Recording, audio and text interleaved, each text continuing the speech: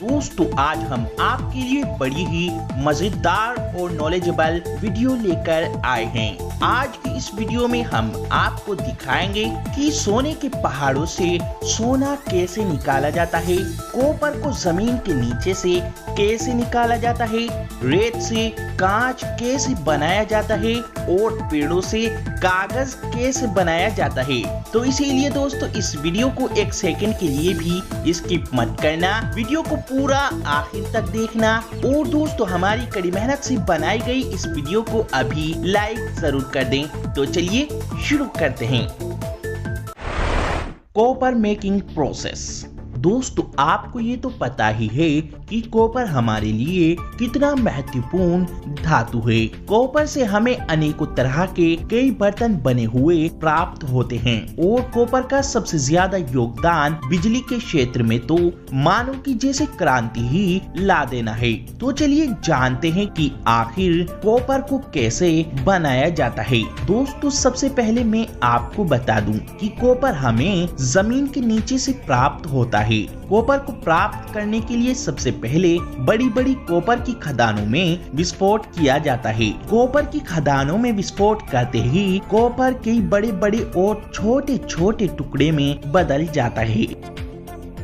फिर इस कॉपर के टुकड़ों को बड़े बड़े ट्रक में लोड किया जाता है।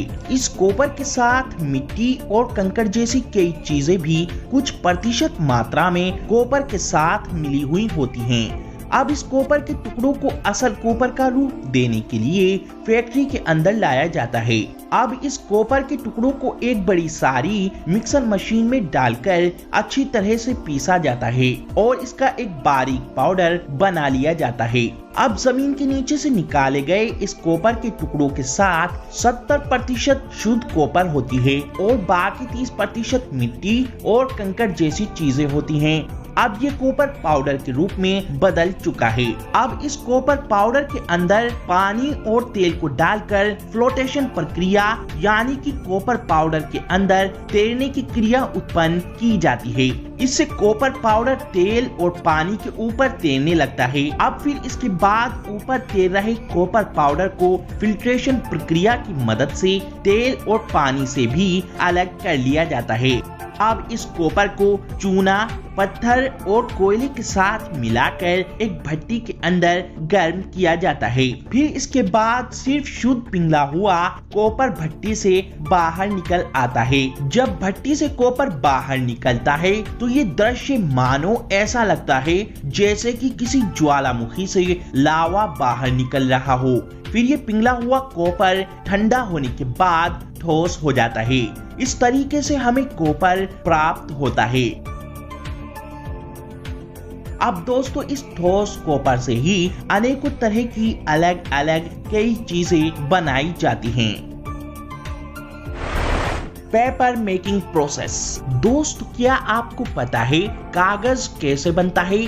अगर नहीं पता है तो दोस्तों आज आप देख लीजिए कि आखिर कागज कैसे बनता है। दोस्तों इसी कागज से हमारी नोटबुक, किसी भी तरह की किताब, कार्डबोर्ड और या फिर हर तरह के पेपर इसी कागज से बनाए जाते हैं। दोस्तों कागज बनाने के लिए सबसे पहले ऐसे पेड़ को लिया जाता है जिसमें वुड फाइबर यानी कि जिस पेड़ में लकड़ी के रेशों की मात्रा ज्यादा हो। फिर ऐसे पेड़ सिलेक्ट करके इन सब पेड़ों को काटा जाता है और फिर इन सब पेड़ों को इकट्ठा करके फैक्ट्री के अंदर ले जाया जाता है। फैक्ट्री के अंदर इन पेड़ों को लाने के बाद इन पेड़ों को ऐसी मशीन में डाला जाता है जिससे कि ये मशीन इन सब पेड़ों के ऊपर से इनकी सारी छाल यानी कि इनके बक्कल को उतार देती हैं और इन पेड़ों के बहुत ही छोटे छोटे टुकड़े कर देती हैं। इन्हें वुड चिप्स भी कहा जाता है।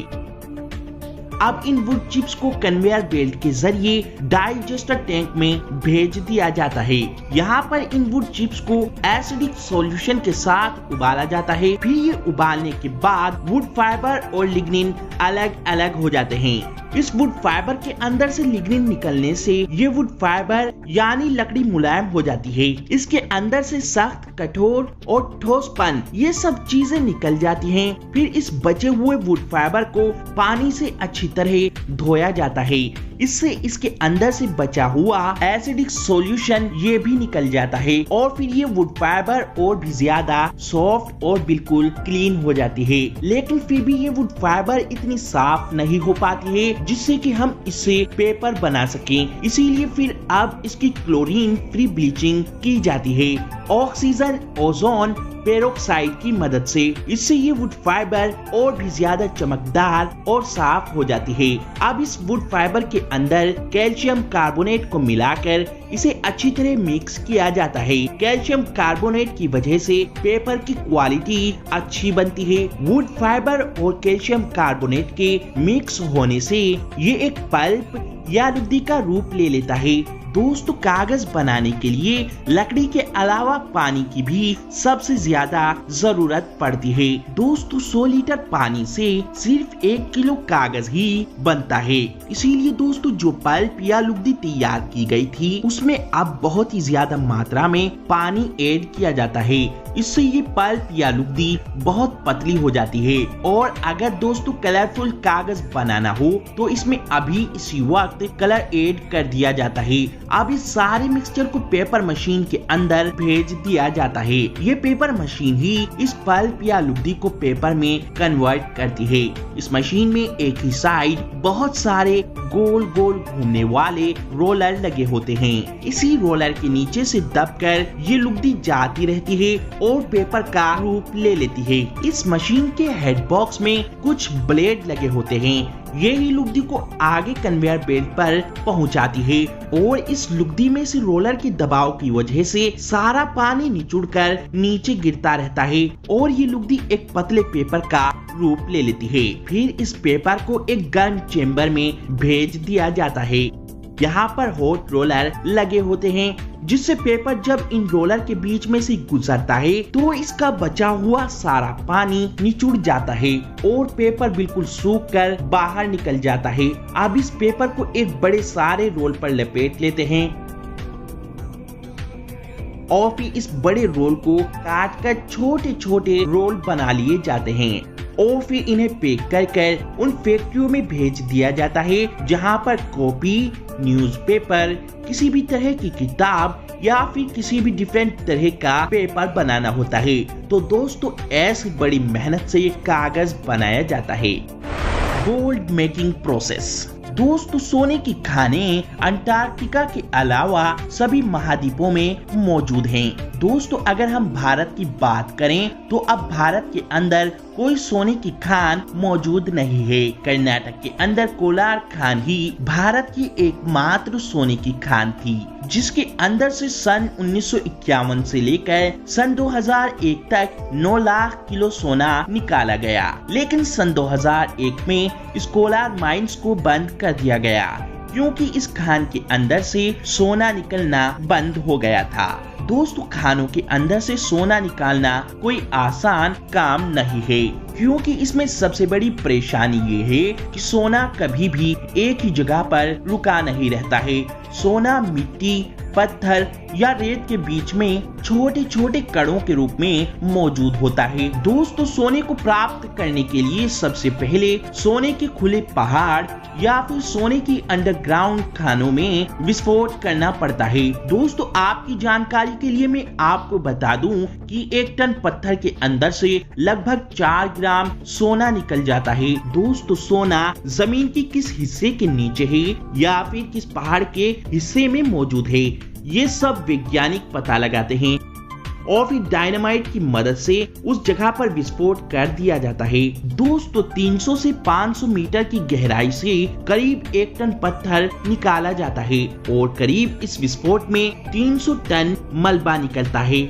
अब इस निकाले गए पत्थर को बड़ी बड़ी क्रशिंग मशीन में डालकर इन पत्थरों को पीसा जाता है और इन पत्थरों का एक बारीक पाउडर बना लिया जाता है। अब इस बारीक पत्थरों के पाउडर को पानी के साथ मिलाकर इन दोनों चीजों को एक वाइब्रेटिंग मेजनुमा मशीन पर डाला जाता है और इस मशीन के अंदर पहले ही बड़ा सा और मोटा सा कंबल डला रहता है। जब थोड़ी देर के बाद इस कंबल को निकाला जाता है तो तब इस कंबल पर सोने के कण चिपक जाते हैं, क्योंकि जब गीले पत्थरों के पाउडर के कण इस पत्थर पे आते हैं तो इस कंबल पर सोने के कण चिपक जाते हैं और बारीक सारे फालतू के पत्थर इसी जगह पर पड़े रह जाते हैं। ये प्रक्रिया बार बार कई बार दोहराई जाती है, तब तक दोहराई जाती है जब तक सोने के सारे कण इन पत्थरों के अंदर से निकल नहीं जाते हैं और फिर आखिर में ये वाइब्रेटिंग मेजनुमा मशीन सारे पानी और पत्थरों के पाउडर को बहा देती है और बचे सारे सोने के कण वो इसी मेजनुमा मशीन पर चिपके रह जाते हैं।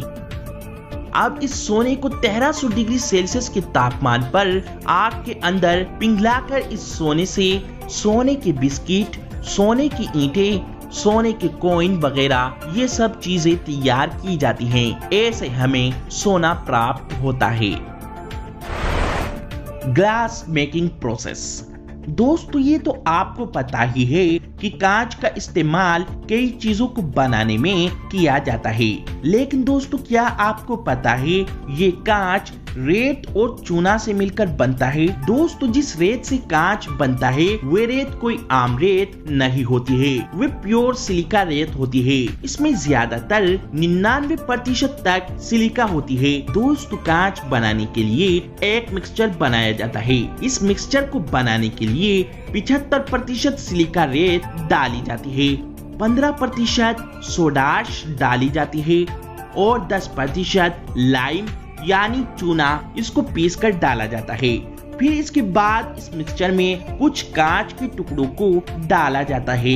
अब इस मिक्सचर में कांच के टुकड़े मिलाने के बाद इन सब चीजों को एक भट्टी में मेल्ट होने के लिए डाल दिया जाता है। असल में कांच के कुछ टुकड़ों को इस रेत और चूना के साथ इसलिए मिलाया जाता है ताकि ये सब चीजें आसानी से अच्छी तरह मेल्ट हो जाएं। यहाँ इस भट्टी में इन सब चीजों को 800 से 1000 डिग्री सेल्सियस तक गर्म किया जाता है। तापमान ज्यादा गर्म होने की वजह से ये सब चीजें अच्छी तरह मेल्ट होकर एक लिक्विड का रूप ले लेती हैं। दोस्तों अगर कांच कलरफुल बनाना हो तो इस लिक्विड कांच में इस वक्त कलर डालकर कांच को कलरफुल बनाया जा सकता है। दोस्तों अब इस लिक्विड कांच को हम जिस भी चीज का आकार देना चाहें हम इस कांच को अब उसी चीज का आकार दे सकते हैं। ऐसे रेत और चूने से कांच तैयार किया जाता है। देखिए दोस्तों जैसे यहाँ पर ये कांच का लिक्विड पेस्ट एक कटोरी के आकार के सांचे में गिर रहा है। फिर ये कांच का लिक्विड पेस्ट ठंडा होने के बाद एक कांच की कटोरी का रूप ले लेता है। इसी तरह से कांच के हर बर्तन और कांच की हर चीज तैयार की जाती है। और हाँ दोस्तों सबसे जरूरी बात, अगर हम इससे भी अच्छे वीडियो बनाएं तो इस वीडियो को लाइक, शेयर और इस चैनल को सब्सक्राइब भी जरूर करें।